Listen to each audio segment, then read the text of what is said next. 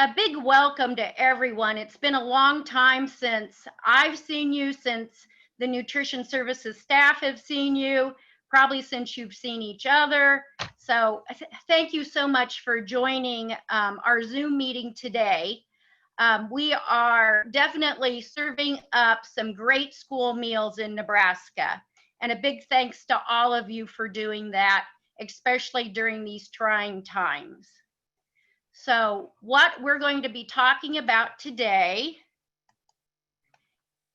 is some housekeeping first. You can mute your microphones. And can everyone hear me okay? Just kind of give me a thumbs up if I'm coming in okay. Great, good.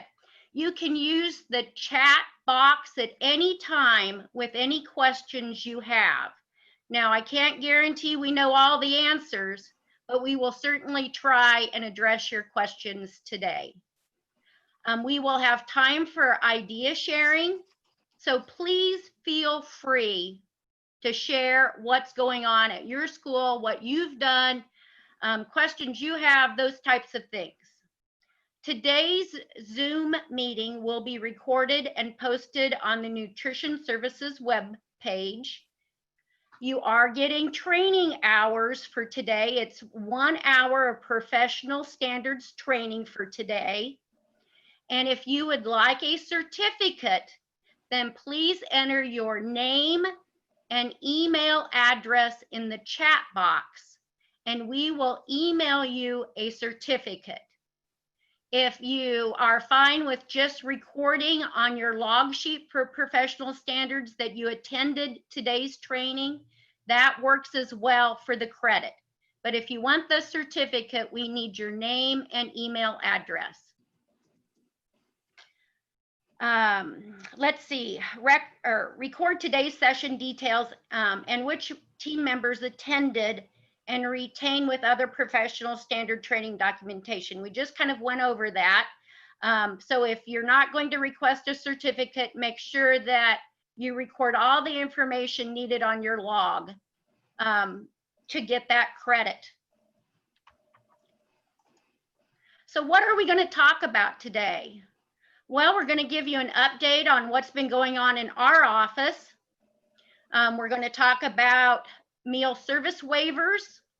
We're going to talk about meal service considerations for this summer, what's going on right now, some reminders about what needs to happen, and then training information.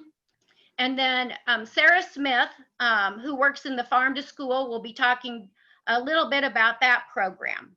So we have a lot to cover today, and so we'll go ahead and get started with the updates.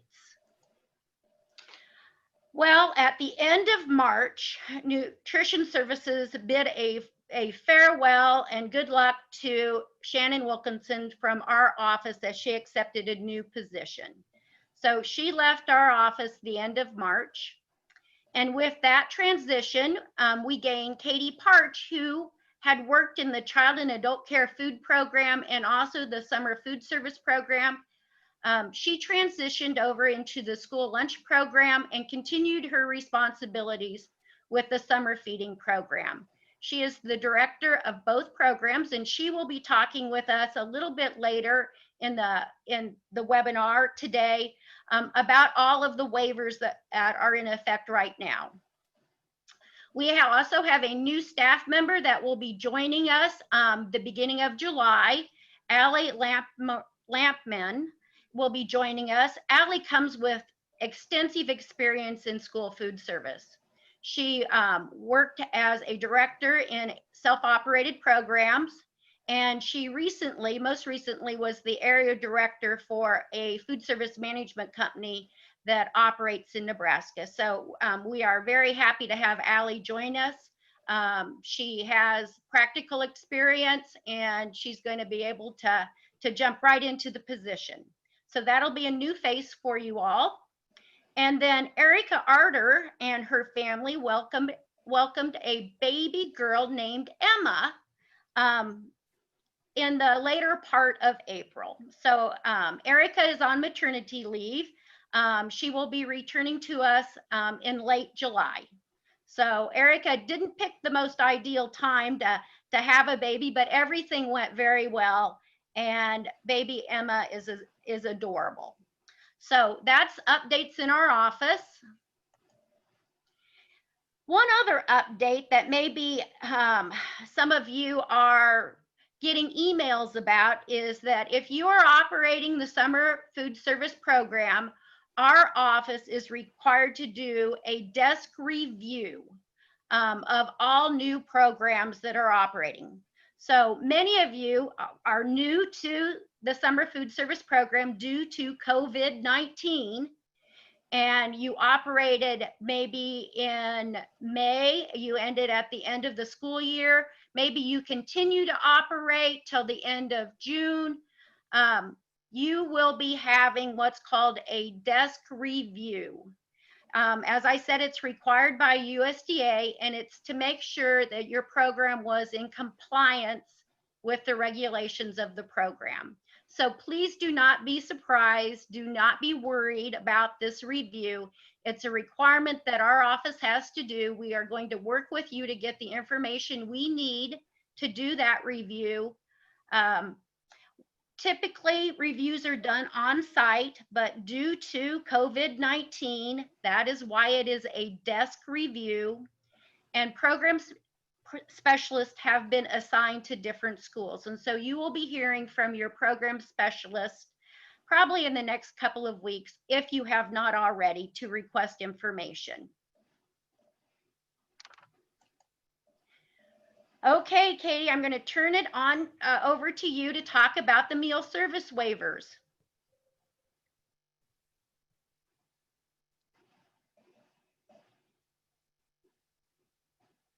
Sometime I'm going to turn it over to Katie to. Oh my gosh, I was talking, but I wasn't unmuted. Okay, I knew I'd do something like that today. Thank you, Sean. Thanks for getting us started, and thanks everyone for joining us. You could click on to the next slide for me, Sean. I'll highlight for everybody, yep, that we've got a CNP waivers at a glance document available for you at the very top of our Nutrition Services webpage. So it's right there, easy for you to access. And if you click on to the next one, Sean, I'll show you what it looks like. It's just a simple table format type document where each of those items that you can see is underlined and in blue text is a hyperlink to the actual policy memo issued by the USDA. So if you have any questions about the most recent policies issued or memos issued by the Food and Nutrition Service arm of the USDA, you can check that document, that CNP waivers at a glance form there. So you can head over to the next slide, Sean. I'm going to highlight just a few of those that I think are most impactful to your meal service. And you'll notice I made a mistake here, and I'm so sorry about that. Waiver number 23 is issued for meal service time flexibility. So that offers you the ability, along with non-congregate feeding option or meal service option, the ability to do grab and go delivery and drive-through type meal service. I made a mistake when I wrote waiver number 23 twice. 23 is the waiver for meal service time flexibilities, but I believe it's waiver number 22 that issues the flexibility to serve non-congregate meals. So I apologize for that mistake, but just to reiterate to you that both of those waivers and their flexibilities are in effect until August 31st, 2020. So hopefully those support the type of meal service you have been doing and want to continue doing as a way to minimize your risk related to the coronavirus. You can go to the next slide for me, Sean, please. We have one more that you're probably using now, not probably, that you may be using now, and you do not have to use it. Again, these are ones you can elect to use if you utilize. If you choose to. You don't have to ask for our permission, but we have already asked in a survey back in April which of these you are participating in. So we've gathered all the information we need from you on them. We're just letting you know that these expiration dates on them have been extended. So meal pickup is allowed. You can send a meal home with a parent, another adult, or guardian, as long as you're taking steps to ensure that those meals are going to adults with eligible children in the household. So some of you smaller school districts that have chosen to utilize this option would pretty easily be able to identify that an adult picking up a meal, in fact, does have a child at home. If it's a larger district, you would certainly need to have more strict integrity rules in place to ensure that those meals are going home to families with eligible children, okay? If you have any questions about the implementation of any of these waivers or your utilization of them, don't hesitate to let us know. We're here to answer those questions for you. And finally, some of you may be using the area eligibility waiver, which allows sponsors of SFSP sites that do not meet the 50% free or reduced eligibility criteria to operate an open site to actually utilize that meal service site operation, where you can serve meals to any child age 1 through 18 years. Currently, that area eligibility waiver is in place through June 30th, 2020. So if your school utilizing that waiver because your free reduced eligibility is less than 50%, then your meal service can continue in this fashion, where you can serve a meal to any child age 1 through 18 through June 30th. And we know that there is some interest among schools in being able to continue meal service beyond that date of June 30th. We have requested from the regional and national offices an extension of that waiver. However, we have not heard back on whether that will be approved. So we will keep you up to date on any developments related to that area eligibility waiver and its extension request. Okay, let's talk about some meal service considerations. Well, for those of you that are operating the summer food service program, you all know that you must provide all of the food components in the required serving sizes. It's the same requirement that we have in the school meals program, the same requirement in the summer program. It's the same requirement for any child nutrition program. Production records must be completed by meal type for each meal provided. So for example, Monday breakfast menu with portion sizes for each food item. You need to record the amount of each food item prepared, left over, the number of meals planned recorded. As we continually talk, production records are your documentation that you've met meal pattern. And so when I talk about these desk reviews that we are going to be completing or in the process of completing, it is imperative that your records are complete, that you have demonstrated that you've met meal pattern requirements, and that you have documented on the production record the food you have prepared and what's left over. We want to have really good desk reviews. And so I hate to keep talking about this, but this is always an area that sometimes managers don't understand how important it is to have very, very complete records. Now, with our COVID-19 situation, many sponsors have provided meals daily and have transitioned over into providing bulk meals in bulk. As this has went on, it's a good idea to provide bulk meals. It lessens your food service contact with each other and also with the public. And so some schools have went to providing bulk meals 2 days a week, 3 days a week, or even for a week at a time. And those are perfectly acceptable ways to provide meals. What you have to be able to do is to ensure that that child household can identify what's in that meal. So what goes with Monday's breakfast? What goes with Tuesday's breakfast? So my example, Monday breakfast, I have to be able to have that child identify that they're getting cereal, apple, and milk for Monday's breakfast. Now that can be sending a menu, okay, with the portion sizes listed on the menu, but some way that child or household has to be able to identify what's in one reimbursable meal. So that's something we really want to stress, because I know that as things rolled out, there were so many changes going on at one time that, you know, we're coming back and we want to clarify to make sure everybody's on the same page with some of the things that have to happen. And that is one of them. Along with providing meals in bulk, you want to have storage, safe storage instructions, information on reheating food items. So if you're sending home something that is perishable, you probably need to tell your households what they need to do with it. They need to refrigerate it, and then when they reheat it, what temperature do they need to reheat it to? So we want to make sure that we're providing good food safety information with those meals that we're sending in bulk.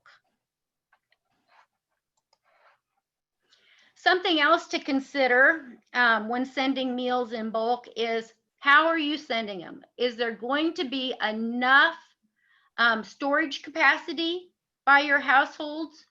And so would it be easier to send a half a gallon of milk versus 8 cartons of milk? Something to consider. It might be more cost feasible too to send half gallons instead of cartons, but that's perfectly acceptable also. Is the quantity that you send, how are you sending it? So if you have your menu that identifies that the serving size is 1 cup, that's fine to send a half a gallon of milk home or a gallon of milk home. So wanted to talk a little bit about that, especially if you're sending multiple meals for multiple children for a week at a time. If we're talking about 2 children in a household and we're sending meals for 5 days, and we're sending breakfast and lunch. Now, help me out with my math, but that's 2 cartons a day for each child. That's like, am I right, 40 cartons of milk? Maybe I'm not. Maybe it's 20. Breakfast and lunch, 2 children, that's 4 a day, 4 times, it's 20 cartons of milk. So it may be more feasible to send, a larger quantity. Wanted to make sure everybody was aware of the standard operating procedures on our website, the food safety standard operating procedures, and that you're utilizing those also. And then also we have a great training that was developed by Christy Bergler from our office on food safety and food consideration concerns during COVID-19, and that's available on our website, and it's a great staff training. She presented it a couple weeks ago, and that's available. Some other meal service reminders is that civil rights poster has to be displayed at each feeding site. And that includes if you are delivering meals to sites or delivering them, that civil rights poster should be posted somewhere so that children can see that poster. And then I wanted to talk a little bit about time tracking certification. Now,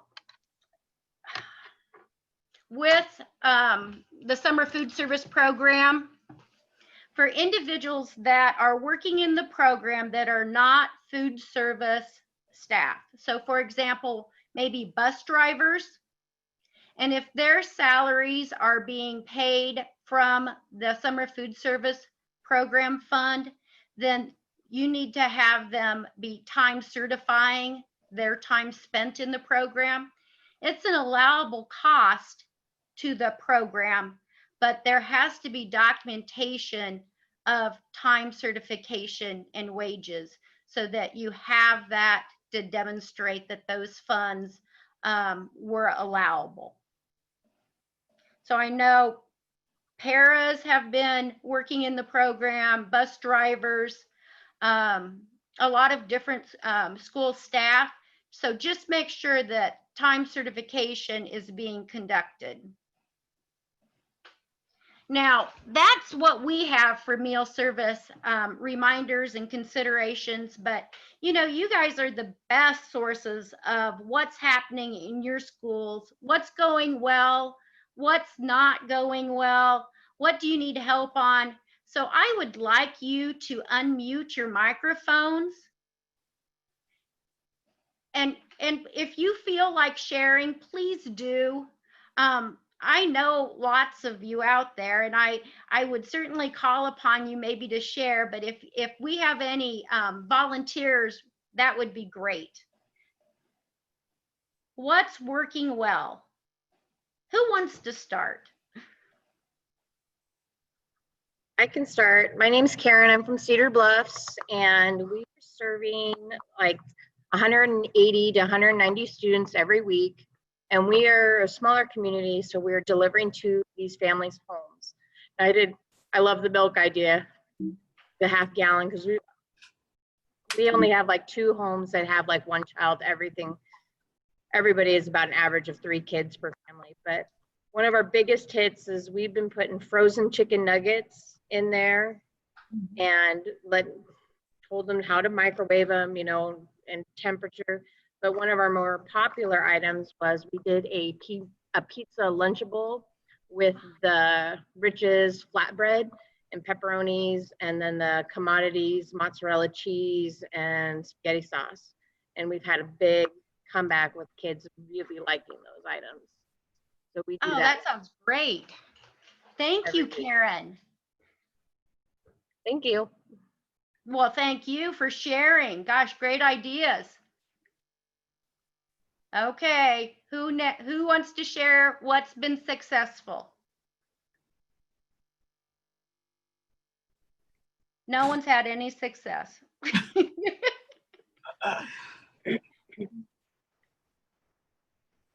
I will share. I'm Stacy Rodriguez with Morrow Public Schools. And we currently have been delivering from house to house since the start of the COVID. And we have had higher participation than normal, especially for the summer food program. So it has been wonderful to our families, and high school students who have participated even if they didn't participate in the regular school year. So I feel like we have been successfully reaching every child that we can in our school district. Wonderful, Stacy. So did you have them sign up, or how did you know what houses to deliver to? We had them sign up, and we just had a spreadsheet. The elementary staff right away called households as soon as we knew that school was closing. And we have just been updating it as soon as people would call in. And then we also advertised just to make sure that we are reaching all of our district, because we also have a lot of option-in students from Scottsbluff, Gering, Torrington, Mitchell. So we tried to reach every student that we could. Great. How many bus routes do you have, Stacy? We have 4 bus routes right now. Super. Thank you so much. You're welcome.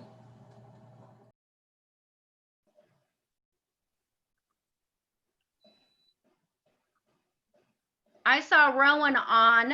Rowan, I'm going to call upon you. How's things going in Fremont?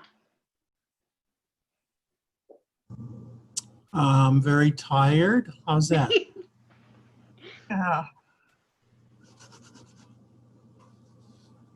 How many kids are you feeding?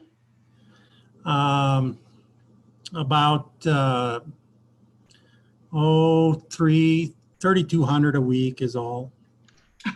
That's a lot. And how many sites do you have? We have 3. 3 sites. Okay. And because you operate as a true open site, will you continue on after June 30th? Correct. We're planning to go all the way up until school starts, Okay. which we don't know about that, when Yeah. that is. Okay.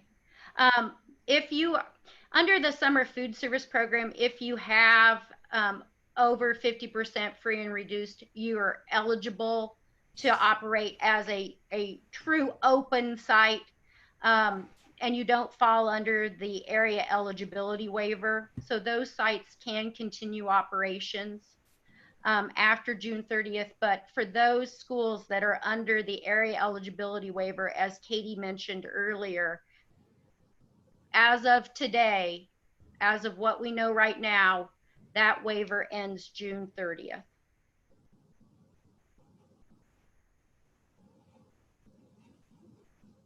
Okay, I'm going to scroll through and see who else I can call upon.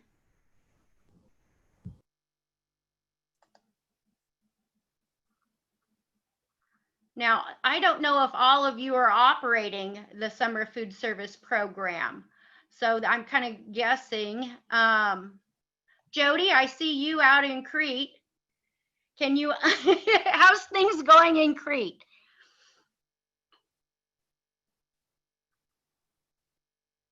I guess I'm kind of like the gentleman from Fremont, exhausted. We're just really not set up to do this kind of meal service. So it's a lot of moving food and getting things where they need to be. So yeah, it's moving though. And how many sites are you operating? We have 2 in town and then 3 that are going out to our small communities. Okay, so you have 5 sites. And you are a sponsor that transitioned from daily meal service to bulk meal service, correct? Correct. And how often do you distribute now? Just once a week, and 14 meals at a time then. We're doing Saturday and Sunday as well. Okay. And how has that transition went? It went, I mean, it took us the week where we were still feeding every day as we tried to transition was really difficult, but now that we've got a feet underneath us, we're doing pretty well. So help me understand how bulk distribution works. Do you get prepared for that several days in advance? You just don't come in one day and do it all, do you? Heavens no. Like we distribute on Monday. So my ladies were here today getting ready for next week. We put breakfast together, and then we put lunch entrees together, and then our produce together. So it takes them either 2 or 3 days to get ready for the next distribution. Yeah. Okay. And did you go with the half gallons of milk, or did you stay with individual cartons? We're doing gallons because we have to give them 14 cups per child. So we're giving them the extra 2 cups. Okay.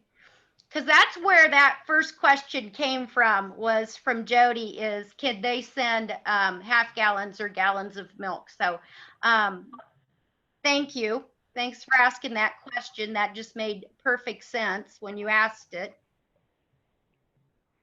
And we also do, like, we'll send an entire cucumber instead of trying to cut that up into individuals. And I just, you know, say it's 2 or 3 days worth of the vegetable.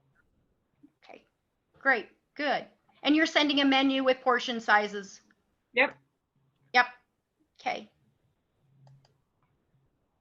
Who else would like to share what they're doing?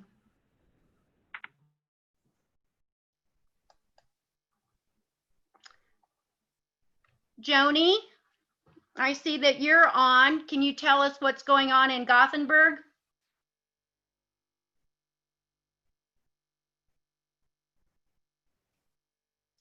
Maybe not. If you're there, Joni, can you join us? If not, maybe Kate, can you tell us what's going on in Kearney?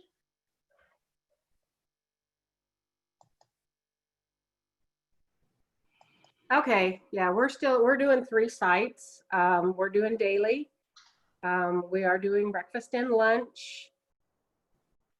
We hadn't done breakfast before on summer food, so we're continuing that. It's kind of, that's going to help us financially. We took a real hit because we were paying all our staff during the COVID while school was in. So they decided to continue paying staff, which thank goodness, because I wouldn't have any staff next year if they didn't do that.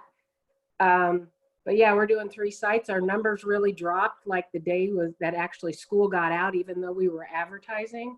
But now the past 2 days, which is our official start of summer food, our numbers are going back up, which I'm excited to say. So it's going pretty well. Just doing grab and go. They're driving up. We have 3 locations where we normally had 2. We have ranged from on a day anywhere from 450 meals to 900 Wow. per day. Nothing like what I hear Grand Island was doing, but I am requiring that a student is there. And if they aren't, we were having social workers come and take meals to kids, but I then asked for the students' names on those through an email. So I have that recorded that it is a student that's getting the meal. So, Sounds good. And do you distribute for multiple days? no, we just do each day. Each day? My staff who normally work summer wanted to continue working. They kind of need that paycheck because the pay is over now for everybody. So I'm giving them their, they need their How are money. you ensuring safety? How are we? Well, we were doing all cold, but now this week, actually today was our first day where we sent home meals to prepare. And we just did put a flyer in there of what it was. We have a menu printed. We put those out, and we just put the instructions on a flyer in the bag of how to cook, how to reheat, that sort of thing. Perfect. Are you doing anything with your staff for personal safety as they work together in the kitchens? We distance as much as we can, of course, and reiterating extra hand washing. They are wearing masks.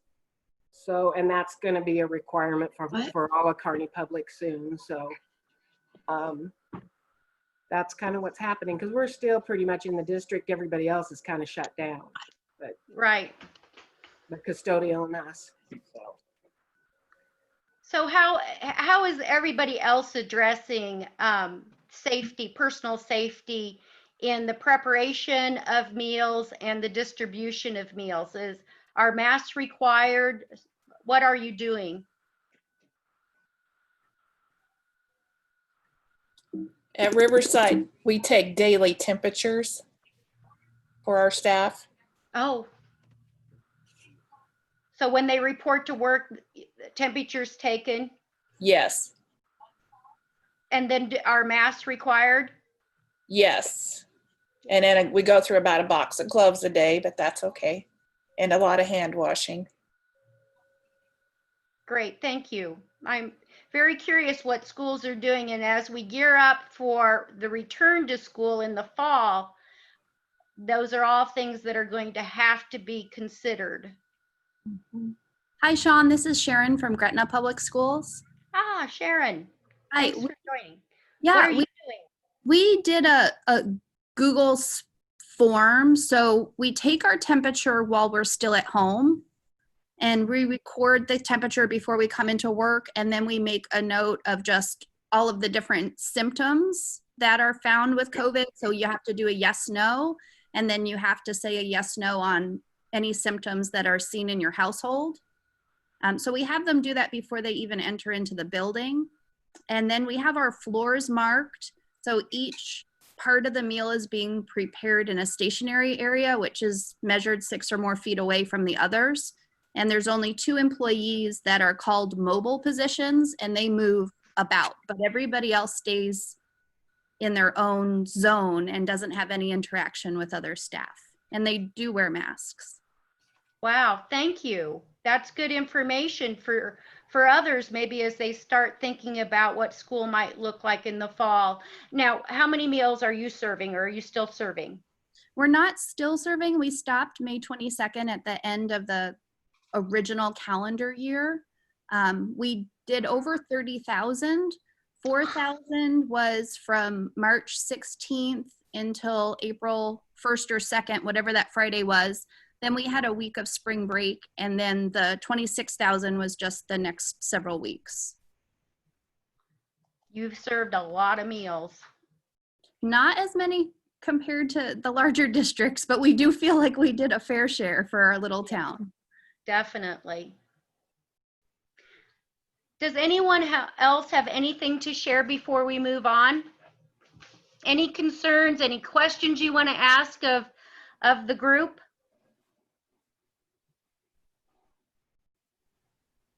I do have one question. Packaging. What has been a success for packaging? Because right now I've got Ziplocs. Does anybody else have something that works a little bit better or an idea? Kind of my question. So the question is packaging. What are you using to package your items?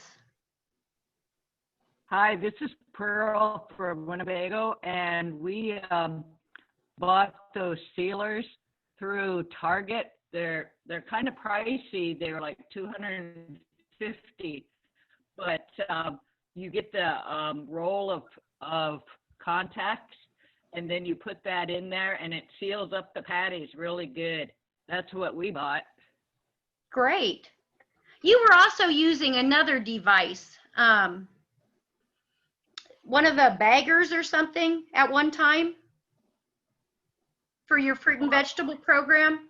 Our saddle bags with Yes. the sealers. Yeah. Yes. Uh-huh. Yeah, we continue those as well.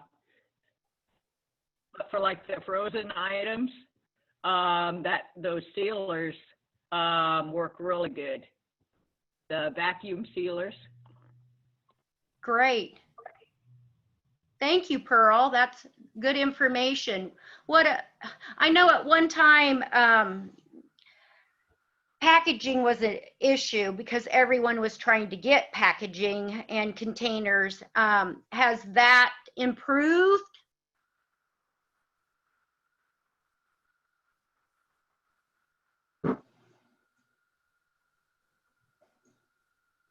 Anyone want to chime in? What they're using? Are anyone using foil, plastic wrap? How do you send, when you're sending home 14 days worth of meals, what do you put those 14 days worth of meals in?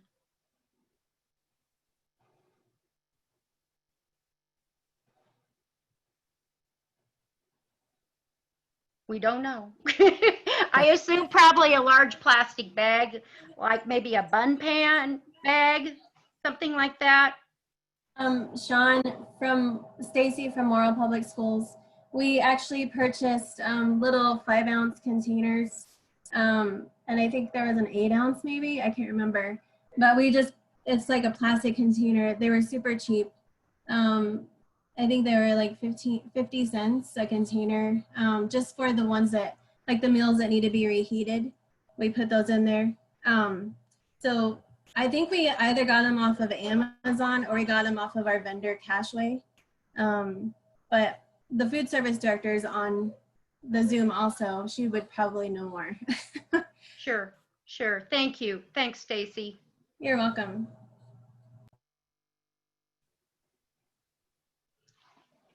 Okay, I think we'll move on. Thanks for sharing, everyone. Annual reminders. Okay.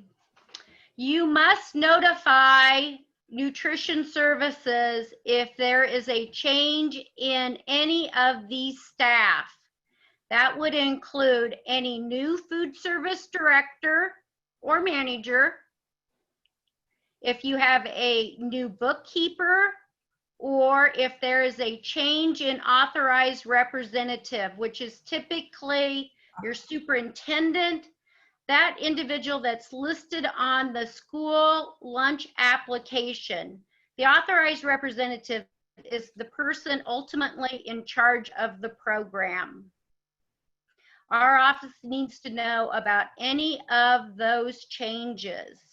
Changes typically happen in the summer, and when we send out emails, It's connected to your application, your current application, which would be your application for school year 1920. New applications will be completed in July, August. We want to make sure we have contact information for anyone new that is at your school district that is a new food service director, bookkeeper, or authorized representative. Many individuals have wondered about professional standards with the unanticipated school closure. What about professional standards? Are we required to get our number of hours this school year? And the answer is yes. This is unfortunately probably maybe more of a good time to be able to get those training hours. And you can certainly go to the Institute of Child Nutrition, the School Nutrition Association. There's a lot of webinars and presentations out there. Remember, all of those count. Just make sure you document that on your log sheet that you viewed that training, when you viewed it, how many hours you're claiming for credit. Typically, it tells you what it's worth for training hours. And then we will also be having online trainings for our new food service director staff. It'll be very similar to our School Meals 101 that we have held in previous summers in person, but due to how things are now, the training will be provided online. And I anticipate that it will be available soon in the next coming weeks. That training will be posted on our website. And then if you're still needing some other hours for training, if you go to the Nutrition Services website, we do have training listed, and there are some online trainings available on our website.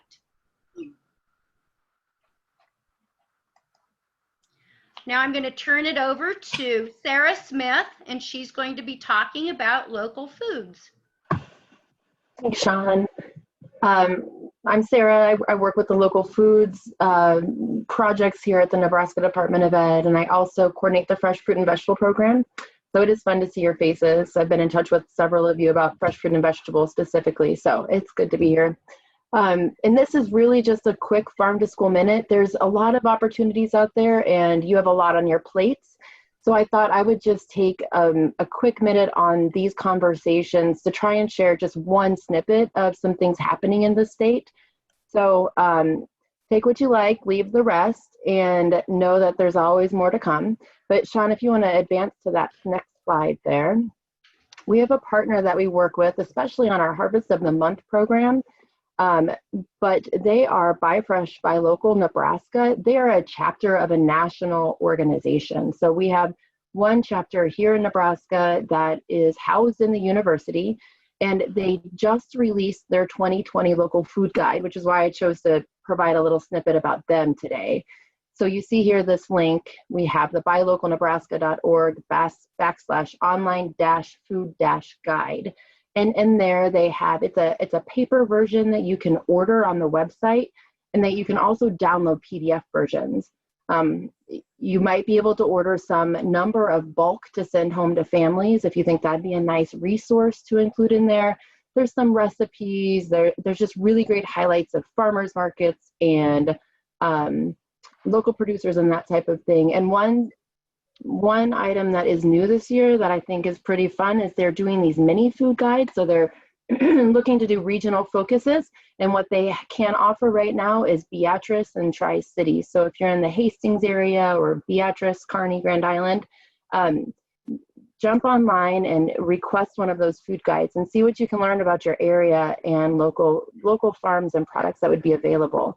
So they do this annual publication, and it is free. So I encourage you to check it out. I always learn something, and I'm always inspired, even if I'm doing it off of work hours, to just look through these guides.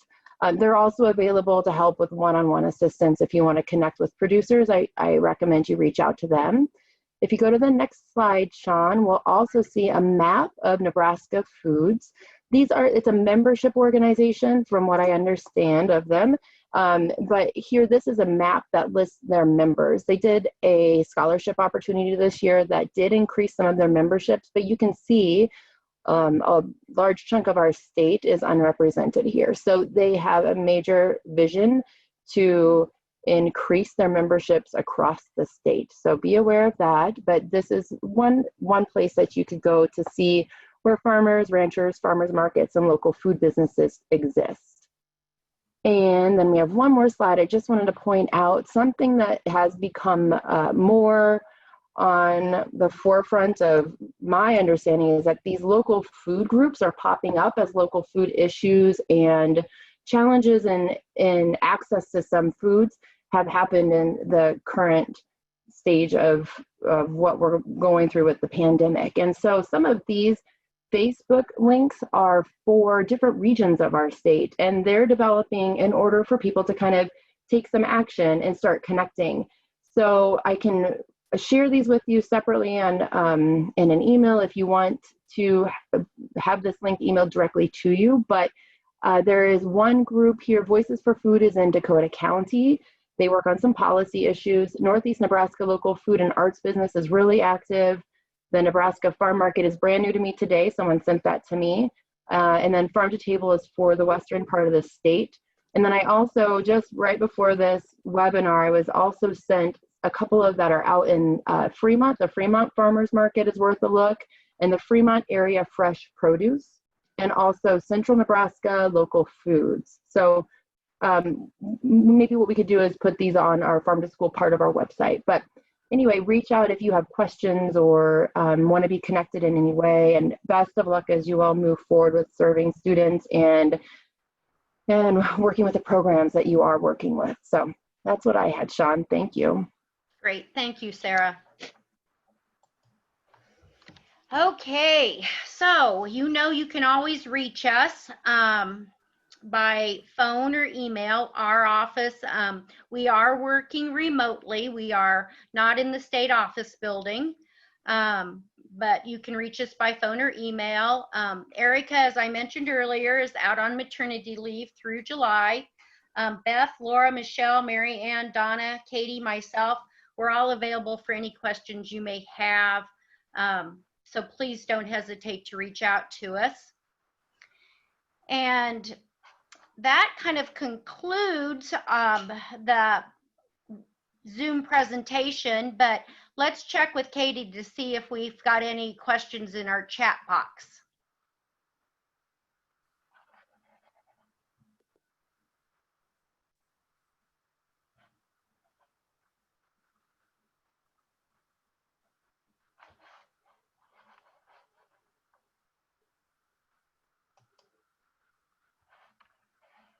I will, oh my gosh, there's 99 plus chats. Yeah. Oh gosh, you guys gave so many great ideas in the chat box. Thank you. Look at all these ideas. They did a great job of sharing. Love it.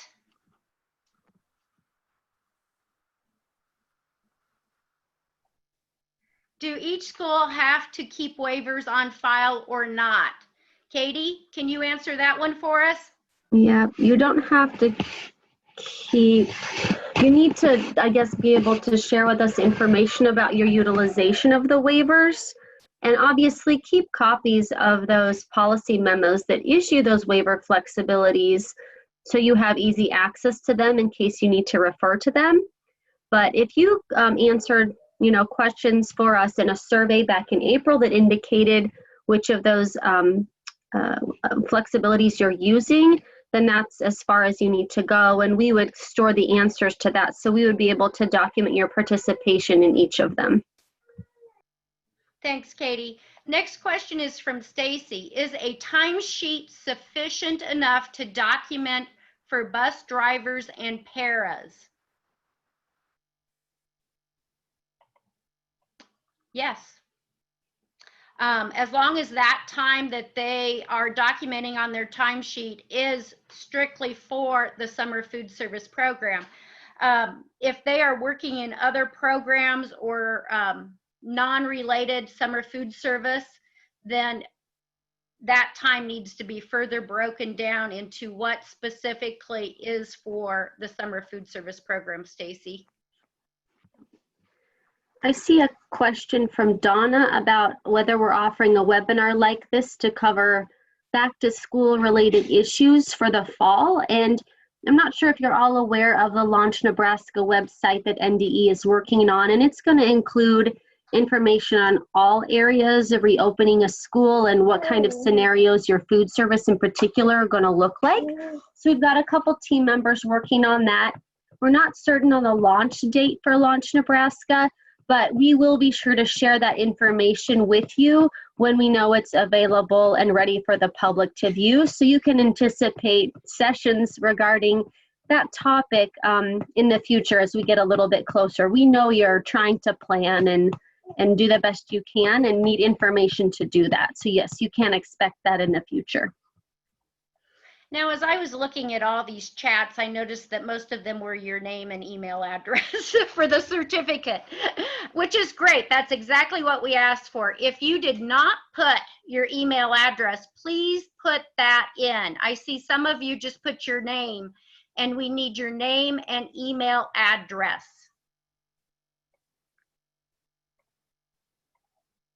So if you only put your name, please retype into the chat your email address.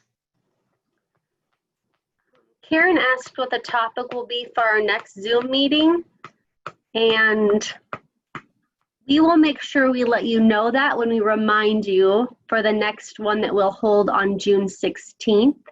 And I can tell you right now, I don't think we've solidified that, but we'll make sure to let you know so that you know whether or not it's something you want to be able to join us for. And we're open to topics, so if there's something that you would like us to present on, please share with us. You can put that in the chat box if you have any ideas of what you would like to hear more about. We'd be glad to take a look at that.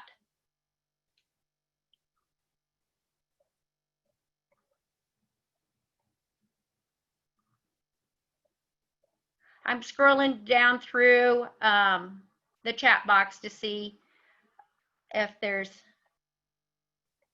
anything else we should talk about. Just so many good ideas about packaging. Thank you so much for providing those. We purchased brown paper bags and plastic bags from the local grocery store. Brown paper bags and to-go boxes have worked well for us. T-shirt bags and clamshells. Deli paper to wrap subs and wrap sandwiches.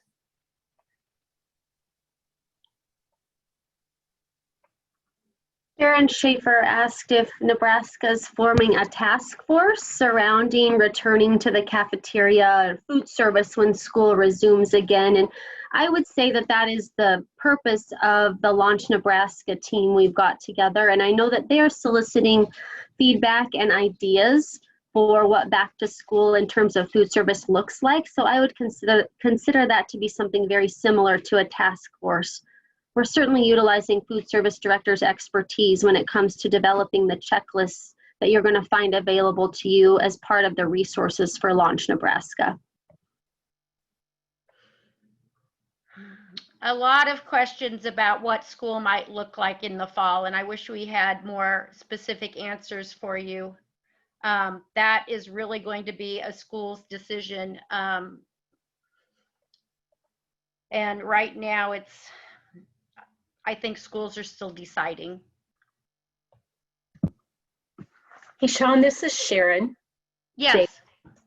I do have a few comments related to the startup because that is something that they do need to be in contact with their administrator, because if you look at the COVID distribution, there's some counties in Nebraska that haven't even had a case.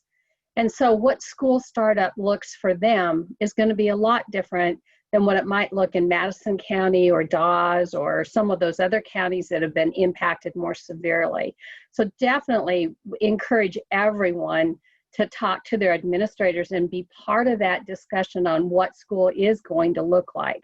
If you're going to have, you know, grab and go lunches, that's going to impact what you purchase. So you really need, I encourage everyone to be part of that discussion. And I don't think that we can say this is one plan that's going to work for everybody. It's going to depend upon what's happening at their counties. And the local health departments are always a good resource if you have questions about anything related to the safety and health. I also did put in the chat box page 9 of the Launch Nebraska document for health guidance has some information about food service in it. So I did put that link to that document and also to the Launch Nebraska site. Thank you so much, Sharon. You raise great points about school may look different in different parts of the state in the fall. So thank you very much.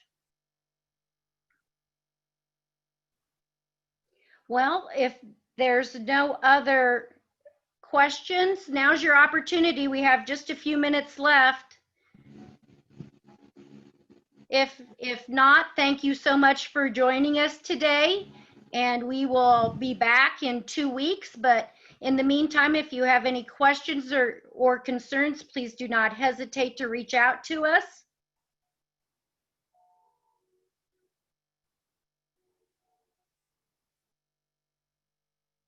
Katie, do you have anything to add?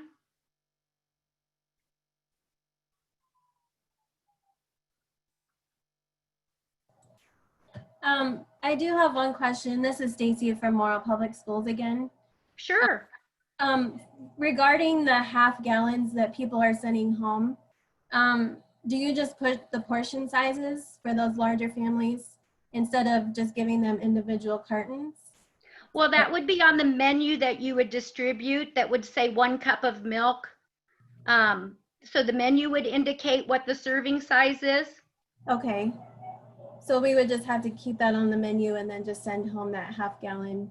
Yes, you just need to be able to show them what's in one meal and what the portion size for each of those food components is. Now, a lot of those items are going to be packaged so that it's obvious what the portion size is. But for like milk, where you're sending it home in a gallon, then they would need to be able to know, well, 1 cup is the serving size. Okay, great. Thank you. Thank you, Stacy. Thanks to everyone. We'll go ahead and end the meeting.